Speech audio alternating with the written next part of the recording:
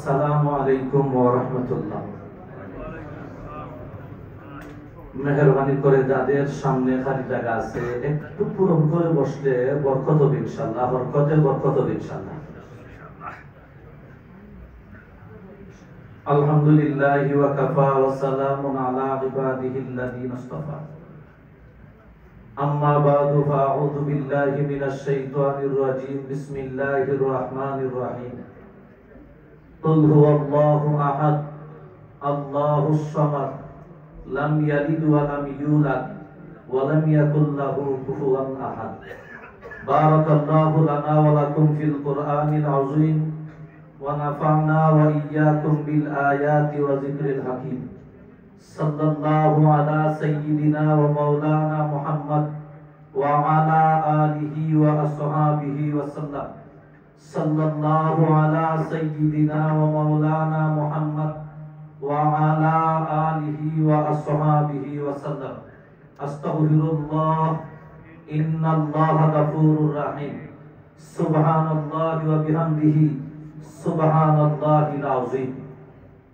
আম্মা বা'দ। আন্তর্জাতিক মজলিসে তাহফুজে খতমে নবুয়ত ব্রাডফুডের উদ্যোগে আয়োজিত আজকের এই ইসলামী মহাসম্মেলনের পরম শ্রদ্ধাভাজন সভাপতি সাহেব, উপস্থিত মুআজ্জাজ মুকাররম হযরত উলামায়ে কেরাম, দূর দূরান্ত থেকে আগত কোরআন পিপাসু ভাইয়েরা, আমরা শুরুতেই মহান আল্লাহ তাবারাক ওয়া তাআলার দরবারে শুকরিয়া জ্ঞাপন করছি যে মহান রব্বুল আলামিন আমাদেরকে অত্যন্ত দয়া করে আজকের এই মোবারক মাহফিলে আমাদেরকে আসার এবং বসার তৌফিক দান করেছেন। এজন্য হৃদয়ের গভীর থেকে মহান আল্লাহর দরবারে কালিমাতুশ শুকর আদায় করছি আলহামদুলিল্লাহ। মুআজ্জাজ হাজিরিন, আপনারা 11টার পর থেকে এ পর্যন্ত উলামায়ে কেরামের কাছ থেকে খতমে নবুয়ত সম্পর্কে অত্যন্ত গুরুত্বপূর্ণ আলোচনা শুনতেছিলেন। আমি আপনাদের খেদমতে ছোট্ট একটি সূরা আপনাদের সকলের জানা আছে, যেই সূরার নাম সূরা ইখলাস। এই ছোট্ট সূরাটি আপনাদের খেদমতে তিলাওয়াত করেছি। আসলে আমার এমন ইলমও নাই, আমলও নাই, তথাপিও যেহেতু দাওয়াত গ্রহণ করেছিলাম আপনাদের খেদমতে উপস্থিত হয়েছি। ইনশাআল্লাহ তিলাওয়াতকৃত আয়াতকে সূরাকে সামনে রেখে অল্প সময় আপনাদের খেদমতে আলোচনা করব। আল্লাহ যেন আমাকে সহিহ নিয়তে আলোচনা করার, আপনাদেরকে যেন আল্লাহ সহিহ নিয়তে আলোচনা শোনার তৌফিক দান করেন। সকলে বলুন আমিন। শুরুতে দোয়া করি এবং দোয়া চাই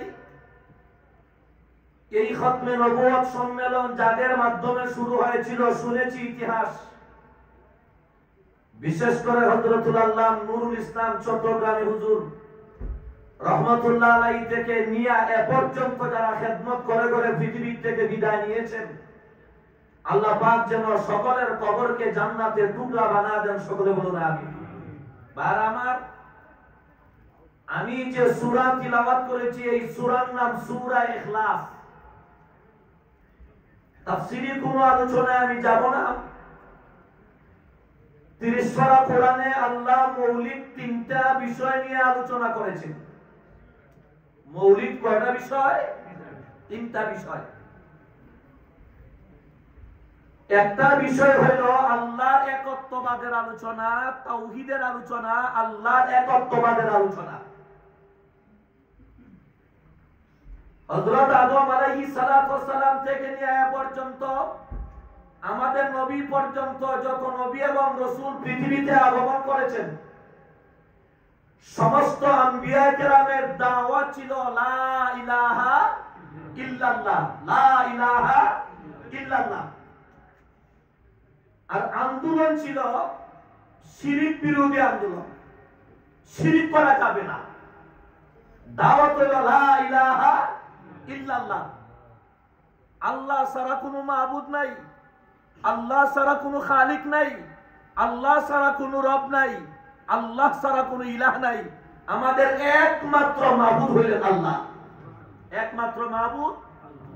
এজন্য রাসূল করিম সাল্লাল্লাহু আলাইহি ওয়াসাল্লাম এক হাদিসে ফরমান, মান মাতা ইশরিকু বিল্লাহি শাইআন দাখালান নার।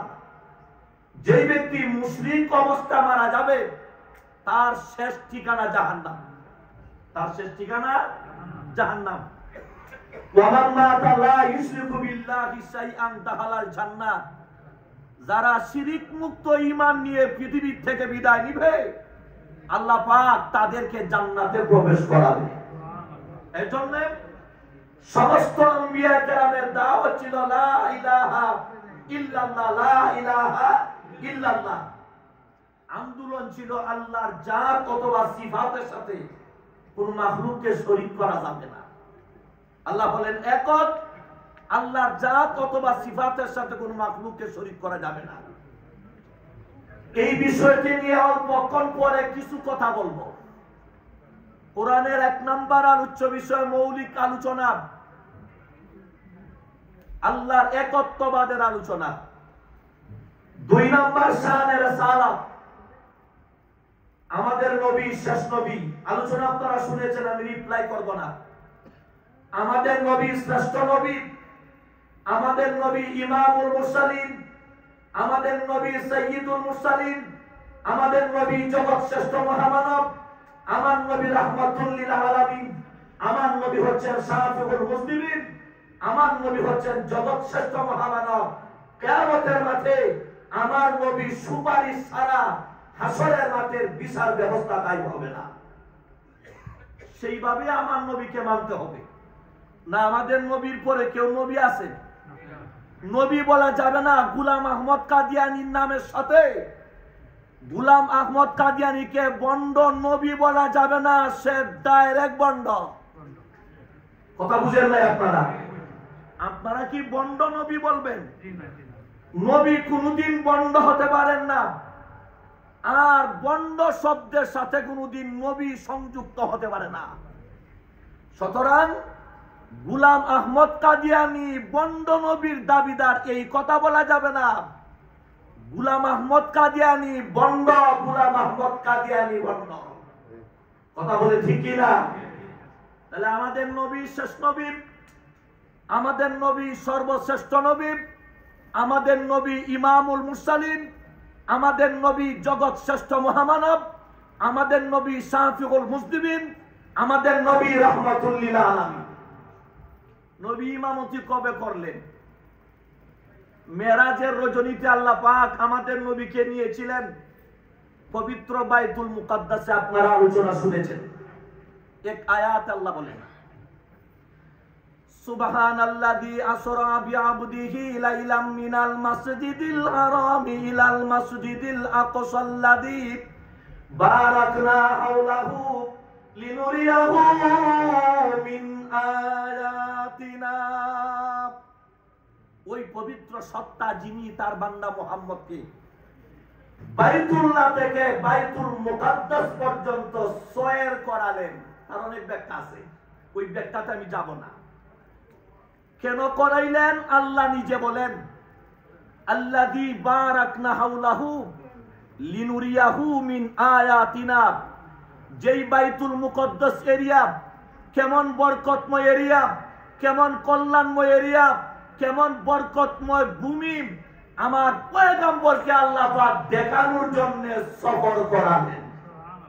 সুবহানাল্লাহ বলবেন না? ভালো করে কথাগুলো মনে রাখেন। আল্লাহ সফর করালেন, এখানে আমাদের নবীর একটা শান আছে। আমাদের নবীকে আল্লাহ বাইতুল মুকাদ্দাসে নিলেন না রাসূল গেলেন? কথা বুঝেন নাই আপনারা? ছোট মানুষ, দুই একটা কথা আপনাদের সামনে উপস্থাপন করব। বাইতুল মুকাদ্দাসে আল্লাহ নিজে বলেন, আমি আমার পয়গম্বর ওই পবিত্র সত্তা যিনি তার বান্দা মুহাম্মদকে মিনাল মসজিদিল আকসা, মিনাল মসজিদিল হারামি ইলাল মসজিদিল আকসা, সেই মসজিদে হারাম থেকে মসজিদে আকসা পর্যন্ত সয়র করালেন। রাসূল গেলেন না আল্লাহ নিলেন? আল্লাহ নেওয়ার আগে রসুল সেখানে ছিলেন? কথা বুঝেন নাই। রসুল কি সেখানে ছিলেন? তার দ্বারা প্রমাণ হয় আমাদের নবীর হাজির নাজির দুনিয়াতে থাকতেও ছিলেন না। আমাদের নবী পৃথিবীর থেকে বিদায় নেওয়ার পরে পৃথিবীর কোথাও হাজির নাজির নয়। আপনারা নবীরে হাজির নাজির মানেন? রসুলকে যদি আপনারা হাজির নাজির মানেন, তাইতে বাইতুল মুকদ্দাসে আল্লাহ নিলেন কেন? রসুল যদি হাজির নাজির হয়ে থাকেন, বাইতুল মুকদ্দাসে নেওয়ার দরকার নাই, কারণ রসুল আল্লাহ নেওয়ার আগেই ছিলেন। আল্লাহ নেওয়ার আগেই। তাহলে আপনারা বলেন আমার নবীর শান এবং আমার নবীর মান। আমি আপনাদের সামনে বিগত বছরে সূরা কাউসার, যেই সূরার মধ্যে শানে এলাহি, শানে রসুলের আলোচনা, সংক্ষিপ্ত আলোচনা করেছিলাম। আর এই বছর যেই সূরা তিলাওয়াত করছি এটা হলো শানে এলাহি। এই সূরার আলোচনা শানে এলাহি। বেরাদরান ইসলাম, আলোচনা দীর্ঘ হয়ে যাবে। বলছিলাম আমাদের নবীর শান আল্লাহ বর্ণনা করেছেন, ইন্না আ'তাইনাকাল কাউসার, নিশ্চয়ই আমি আল্লাহ আমার পয়গম্বরকে দান করেছি কাউসার। দিলেন কে? কাউসারের ব্যাখ্যা পরে, কাউসারের ব্যাখ্যা আলোচনা এখন শোনার দরকার নাই। কাউসার দিলেন কে? গ্রহণ করলেন কে? তাহলে দাতা বড় হয় না গ্রহীতা বড় হয়? দাতা বড় হয়। সেখান থেকেই রসুলকে কি পরিমাণ সম্মান মর্যাদা দিবেন, এর মাপকাঠি আল্লাহ সূরাতুল কাউসারে তার মাপকাঠি আল্লাহ দিয়েছেন। কথাটা বলতেছিলাম যে এই কথা, বাইতুল মুকদ্দাসে রসুলকে আল্লাহ নিলেন না রসুল গেলেন? তাহলে যাওয়ার আগে রসুল সেখানে ছিলেন? ছিলেন না। সুতরাং হাজির নাজির একমাত্র আল্লাহর শান। বলেন হাজির নাজির একমাত্র কার শান? কথাটা বুঝার লাগে এই ছোট্ট একটা ঘটনা আপনাদের সামনে উপস্থাপন করি। আপনারা জানেন আমাদের নবীকে হত্যা করার জন্য একজন বুড়ি, ইহুদি বুড়ি রসুলকে দাওয়াত দিয়েছিল। রসুলকে কি দিয়েছিল?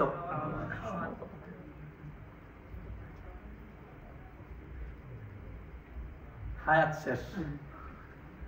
তারপরেও বলে ফেলি, বলছিলাম যে এই কথা, নবীকে দাওয়াত দিয়েছিল, আমার ঘরে আপনার দাওয়াত। নবী দাওয়াত গ্রহণ করেছেন, সরল মনে রসুল সেখানে গিয়েছেন। রসুল যখন সেখানে গেলেন, নবীজিকে মারার জন্য গোশতের সঙ্গে বিষ মিশাইয়া নবীর সামনে উপস্থাপন করলো। কে করলো? ইহুদি। সুতরাং ইহুদিরা আমাদের আপন না দুশমন? ইয়া আইয়ুহাল্লাযীনা আমানু লা তাত্তাখিযুল ইয়াহুদা ওয়ান নাসারা আউলিয়া। আল্লাহ পরিষ্কার বলে দিয়েছেন, ঈমানদারেরা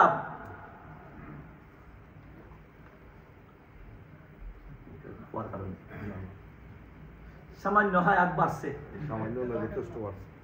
সামান্য হায়াত বাড়ছে। বলছিলাম যে এই কথা, কষ্ট হয়েছে আপনাদের?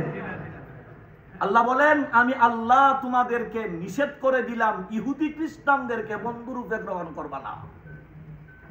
এরা একে অপরের বন্ধু। বলেন এরা একে অপরের বন্ধু। ইহুদি খ্রিস্টানেরা মুসলমানের বন্ধু হতে পারে না। আল্লাহ বলেছেন, শেষ এখানেই থাকবে কথা। নবীজি দাওয়াত গ্রহণ করেছেন, ইহুদি বুড়ির বাড়িতে গিয়েছেন। নবীজি গোশতের টুকরা নিয়ে মুখে দিয়েছেন। পয়গম্বর বারবার এই গোশতের টুকরাটা চিবান, কিন্তু সেই গোশতের টুকরা চিবানো যায় না, মুখের ভিতরে হুলে উঠে। ঘটনা কি? এইভাবেই যখন আল্লাহ পয়গম্বর সেই গোশতের টুকরা যখন বারবার চিবাইতেছিলেন, মুখের ভিতরে ফুলে উঠে, তখন হঠাৎ করে শোনা যায়, হঠাৎ করে পয়গম্বর শুনেন গোশতের টুকরা থেকে মানুষের মতন আওয়াজ। আল্লাহু আকবার। আসতে বলে একটু সমস্যা।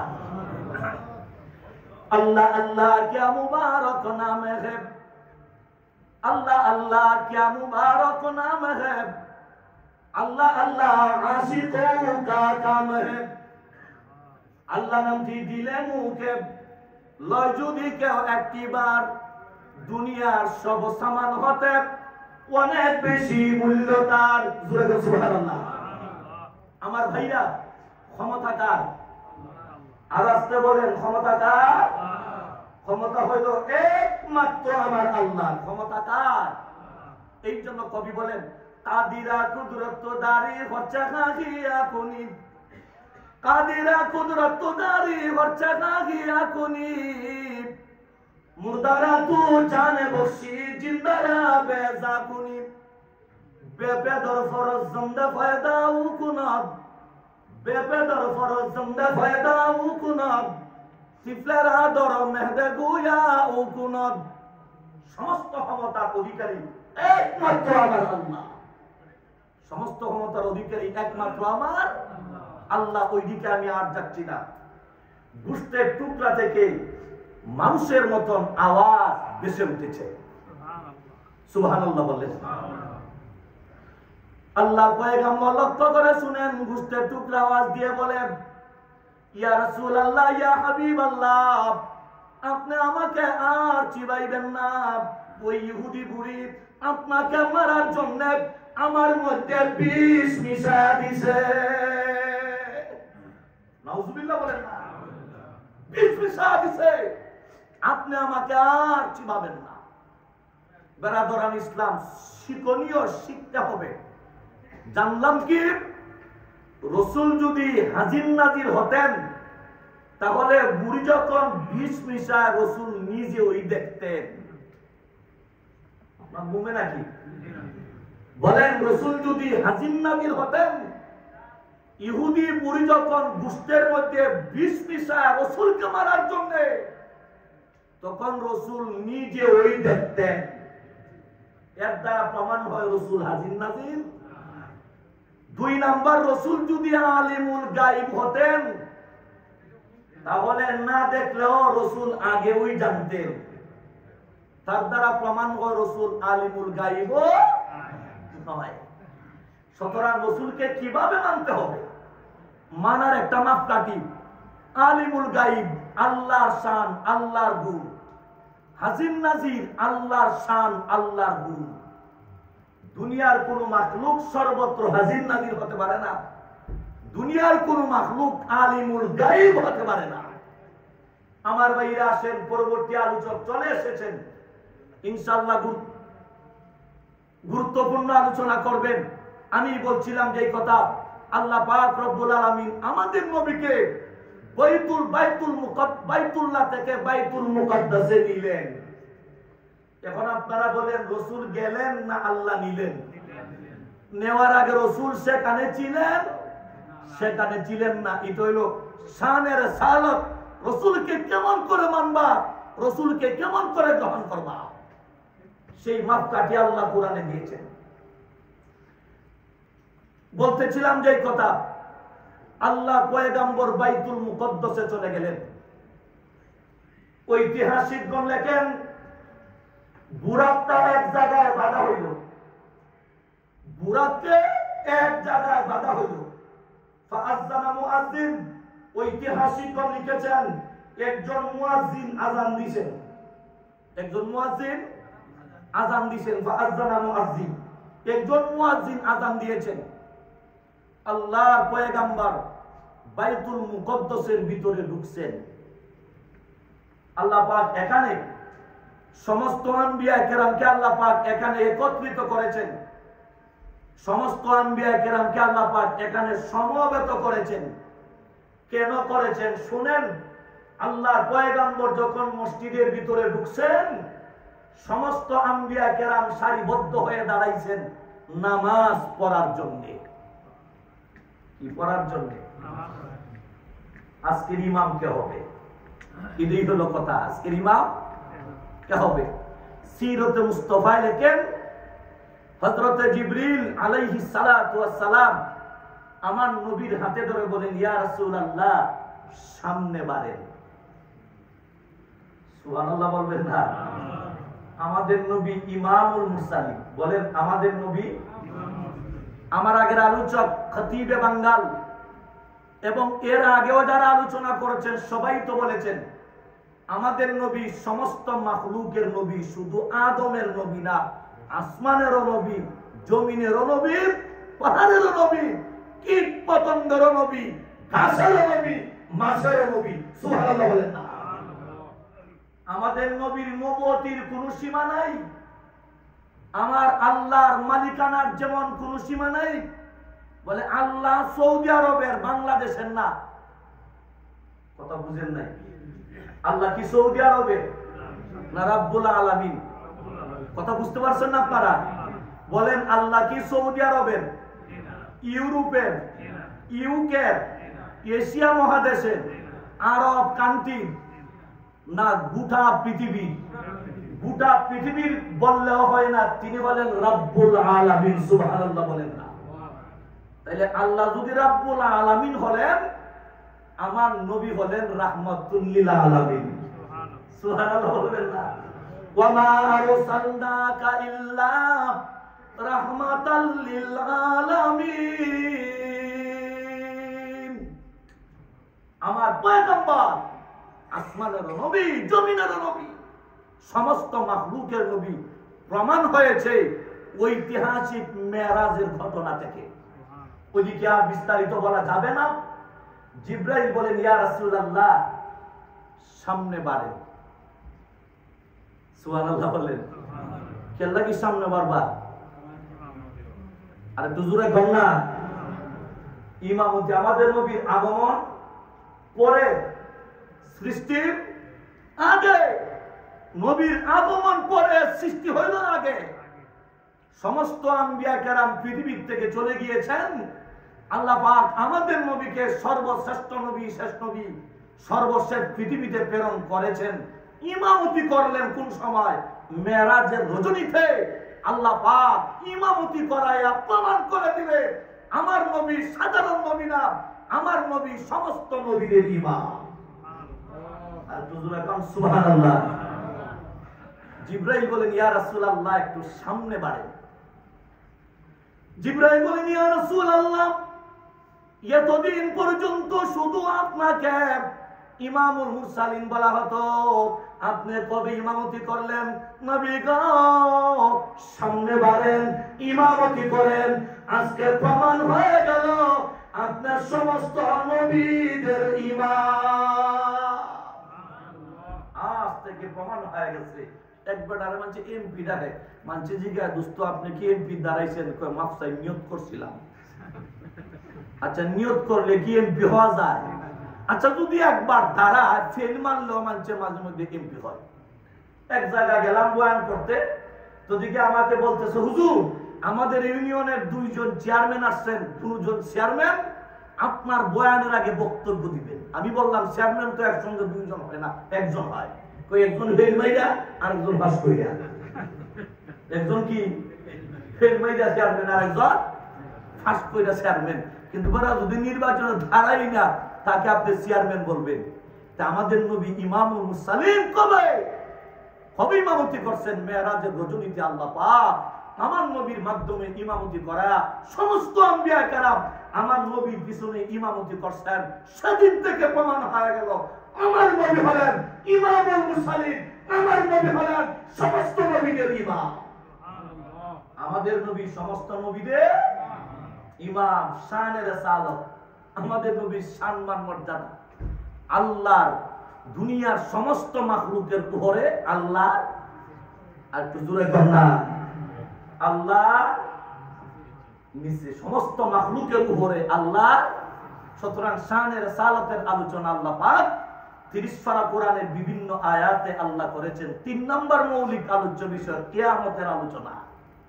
মূল বিষয় আলোচনা করার আর সুযোগ থাকবে না আজকে। কিয়ামত একদিন হবে,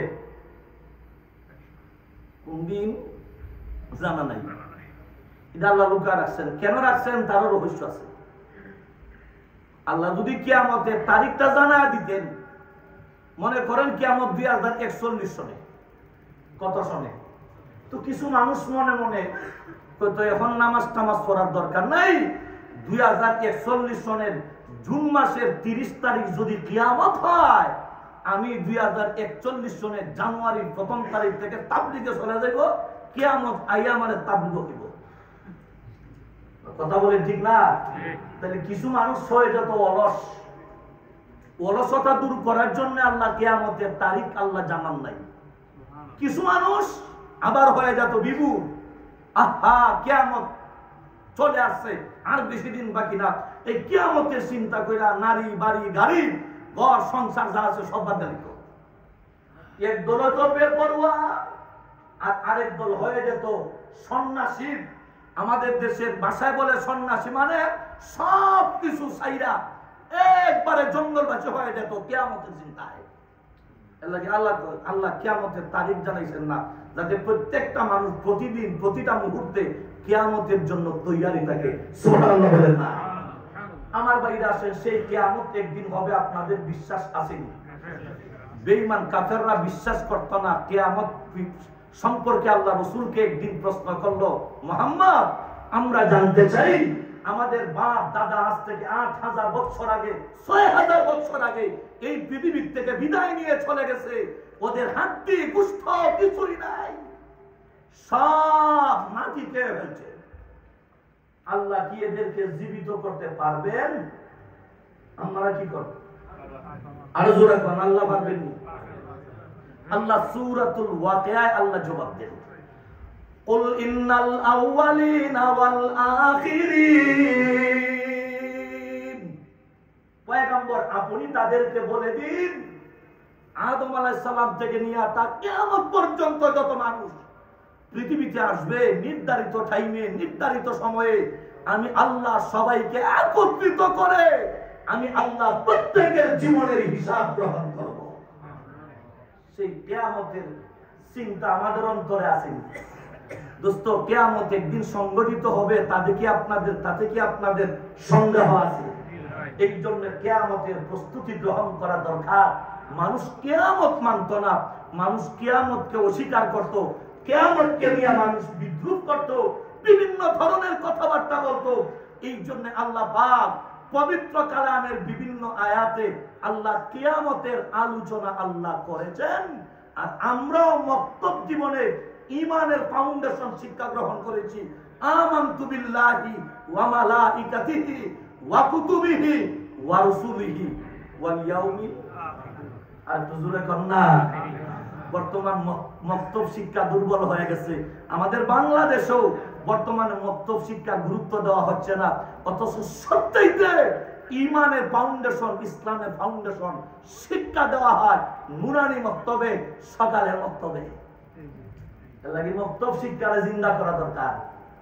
বলেন মক্তব শিক্ষারে জিন্দা করা যাক। আমার দোস্ত বেরাদুল ইসলাম, আর আলোচনা লম্বা করতে চাই না। তাইলে কোরআনের মৌলিক আলোচ্য বিষয় কয়টা? আসতে কোন? 1 নম্বর আল্লাহ একত্ববাদের আলোচনা, 2 নম্বর রিসালাতের আলোচনা, 3 নম্বর কিয়ামতের আলোচনা। আমি সূরা ইখলাস তিলাওয়াত করেছিলাম আল্লাহ একত্ববাদের উপর কিছু আলোকপাত করার জন্য। আজকের মতো আলোচনা করা যাবে না, 2-1 মিনিটে 2-1টা কথা বলে শেষ করছি। এই সূরা শুরু থেকে শেষ পর্যন্ত যা আলোচনা শানে ইলাহি, আর সূরা কাউসারের শুরু থেকে শেষ পর্যন্ত যা আলোচনা শানে রাসূল, শানে আর হুজুরে কন্যা শানে রাসূল সাল্লাল্লাহু আলাইহি ওয়াসাল্লাম। আল্লাহ পাক রব্বুল আলামিন এই সূরার একটা শানে নুজুল আছে, এইগুলো বলা যাবে না, আর সময় নেই। শুধু এইটুকু বলতে চাই, শানে নুজুল প্রশ্নের ইহুদিরা প্রশ্ন করেছিল, ইহুদি খ্রিস্টানরা প্রশ্ন করত আল্লাহ কিসের তৈরি, কোন পদার্থের তৈরি। সারসংক্ষেপ কথা, আল্লাহ রাসূলকে বলেন নবীজি আপনি বলুন, আপনি বলে দিন কুল হুয়াল্লাহু আহাদ। আল্লাহ বলেন একক। এক না, আল্লাহ একক। একের পরে 2 আছে, 2 এর পরে 3 আছে, 3 এর পরে 4 আছে, এককের পরে আর দ্বিতীয় নাই। বলেন এককের পরে আর দ্বিতীয় নাই। আল্লাহ হলেন একক, আল্লাহুস সামাদ। আল্লাহ হলেন বেনিয়াজ। আল্লাহ অমুখাপেক্ষী, পৃথিবীর কোন মাখলুকের মুখাপেক্ষী আল্লাহ না। আপনি যত বড় ধনী হন, আল্লাহ গনিয়ুন, আল্লাহ হলেন ধনী। আর আমরা যত বড় ধনী হই, আমরা হইলাম ফকির। মাতই না আপনারা? আমরা ফকির না? ফকিরের শাব্দিক অর্থ হইল অন্যের মুখাপেক্ষী, অন্য কিছুর অন্য কোনো বস্তুর মুহতাজ। যেমন মনে করেন আমরা কিছুক্ষণ বয়ান করলাম, চার প্রয়োজন, পানি খাওয়ার প্রয়োজন, আপনারা বসেছেন, কিছুক্ষণ পরে ভাত খাওয়ার প্রয়োজন হবে। এখান থেকে ওয়ালদাম যাইতে হইলে, এখান থেকে আপনার লন্ডন যেতে হলে গাড়ির প্রয়োজন হবে, এমনি এমনি যাইতে পারবেন না। কথা বুঝেন নাই? আল্লাহ এমন এক জাত, আল্লাহ কোনো পদার্থের তৈরি নয়, আল্লাহ কোনো মাখলুকের মুখাপেক্ষী নয়, আল্লাহ হলেন একক। এই দাওয়াতটা নিয়ে সমস্ত আম্বিয়া কেরাম পৃথিবীতে আগমন করেছিলেন। আমার ভাই, আল্লাহকে মানতে হবে, আল্লাহ হলেন একক। আল্লাহর জাত অথবা সিফাতের সাথে কোনো মাখলুককে শরীক করা যাবে না। শেখ নবী রহমতুল্লাহ আলাইহি আমরা দেখি নাই, হয়তো হুজুর যখন ইন্তেকাল করেন, হয়তো বা আমাদের বয়স 5, 7, 10 এমন হতে পারে। শেখ নবী রহমতুল্লাহ আলাইহি বলতেন, রিয়াযুক্ত আমল এক প্রকারের শিরক। এই উদাহরণটা দিয়ে আলোচনা শেষ। এই কথাটা বুঝে নেন আপনারা। রিয়াযুক্ত আমল এক প্রকারের শিরক। বলেন কি যুক্ত আমল? রিয়াযুক্ত আমল। কথাটা বুঝাইবার লাগে একটা উদাহরণ দিই। বেটা মনে মনে নিয়ত করছে চেয়ারম্যানের দ্বারাই তো জানে এই ওয়ার্ডের মুসলমানেরা নামাজি ছাড়া ভোট দেয় না। সিদ্ধান্ত নিল মনে মনে চেয়ারম্যানের দ্বারাই তো, তবে জানা আছে এই এলাকার লোকেরা নামাজি ছাড়া ভোট দেয় না। এর লাগে মনে মনে নিয়ত করছে 6 মাস আগ থেকে নামাজ শুরু করব, এলাকার সমস্ত ভোটারে যাতে বুঝে আমি নামাজি। এখন বলে নামাজ আল্লাহ পাওয়ার লাগি না ভোটারে বুঝাইবার লাগি? তাহলে নামাজ হবে আল্লাহ পাওয়ার জন্য, তুমি নিয়ত করছো ভোটারে বুঝাইতা, তোমার ইবাদতে শিরক, তোমার ইবাদতে শিরক। তাইলে আপনারা বলেন রিয়াযুক্ত আমলের মধ্যে শিরকের দুর্গন্ধ আসেনি? বেটা মনে মনে নিয়ত করছে বড় জুড়ে মেয়ে বিয়া করতো, জানে নামাজি ছাড়া দিবেন না, শুরু করছে নামাজ বিয়ার লাগি না আল্লাহ পাওয়ার লাগি? মেয়ের বাবারে খুশি করার লাগা। এই রিয়াযুক্ত আমলের মধ্যে শিরকের দুর্গন্ধ হওয়া যায়। মনে মনে নিয়ত করছেন কুরবানির 1.5 লক্ষ টাকার কুরবানি দেওয়া হবে, অথচ 50,000 টাকা যাকাত দেয় না। কত বুঝতে পারছেন আপনারা? তার সমস্ত সম্পদ হিসাব করে দেখা যায় 50,000 টাকা যাকাত। যাকাত দিতে রাজি না, 1.5 লক্ষ টাকা দিয়ে কুরবানি দিতে রাজি। এটার একটা কারণ আছে। 1 নম্বর কারণ, কুরবানির মধ্যে যে পরিমাণ লৌকিকতা আছে, যাকাত দেওয়ার মধ্যে এই পরিমাণ লৌকিকতা নাই। এই কারণে কুরবানি দেওয়ার মধ্যে কিছু মানুষ উৎসাহ বেশি। 2 নম্বর, নির্ধারিত যাকাতের মধ্যে যা নির্ধারিত হবে নিজে খাওয়ার সুযোগ নাই, সব বাচ্চা দিতে হবে। কুরবানি দেওয়ার মধ্যে ফাললে 1 লাখ কেউ দিতাম না। সুতরাং 1.5 লাখ টাকা দিলে বুঝতে বলুন 6টা ব্রিজে বাচ্চা লাগবে। কথাটা বুঝতে পারছি আপনাদেরকে? কথা বলে বুঝতে পারছেন? 3 নম্বর হইল কুরবানি দিলে মানুষ এমনি দেখবে যাকাত দিতে যতটুকু হারা যায় নীরব, কেউ জানতে পারবে না, নীরবে নীরবে জানে। অনেক লম্বা কথা। তাই এখন 1.5 লক্ষ টাকার কুরবানি দেখাইবার লাগি মনে মনে নিয়ত তো খামানো আছে দোস্ত। আতর ব্যবহার করলে ঘ্রাণের নিয়ত করা লাগে না, ঘ্রাণ এমনি বাইর হয়। সূর্য আজকে উঠেছে, শুধু ব্রাডফুডের মানুষের জন্য নয়, আশপাশ যত এলাকা আছে সমস্ত এলাকার মানুষ সূর্যের আলো থেকে, সূর্যের তাপ থেকে ফায়দা গ্রহণ করবে।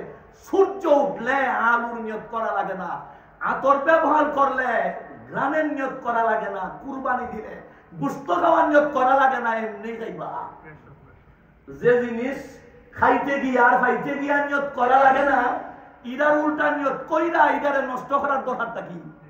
আচ্ছা, আতর ব্যবহার করছে সুন্নতের জন্য, সুন্নতের নিয়তে আতর ব্যবহার করলে ঘ্রাণ লাগতো না?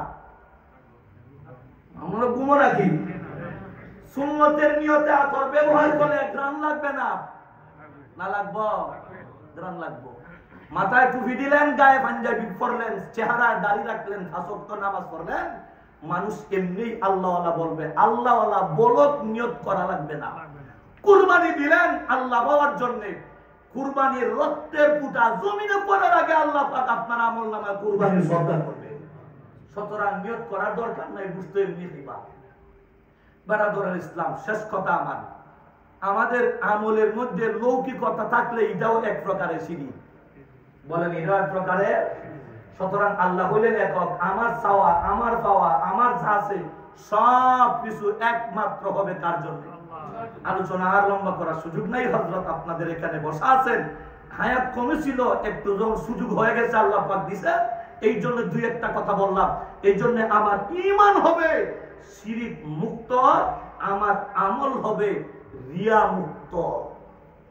বলেন আমার ঈমান হবে শিরক মুক্ত। বলেন শিরক মুক্ত, শিরক মুক্ত ঈমান আর রিয়া মুক্ত আমল, ডাইরেক্ট জান্নাতি।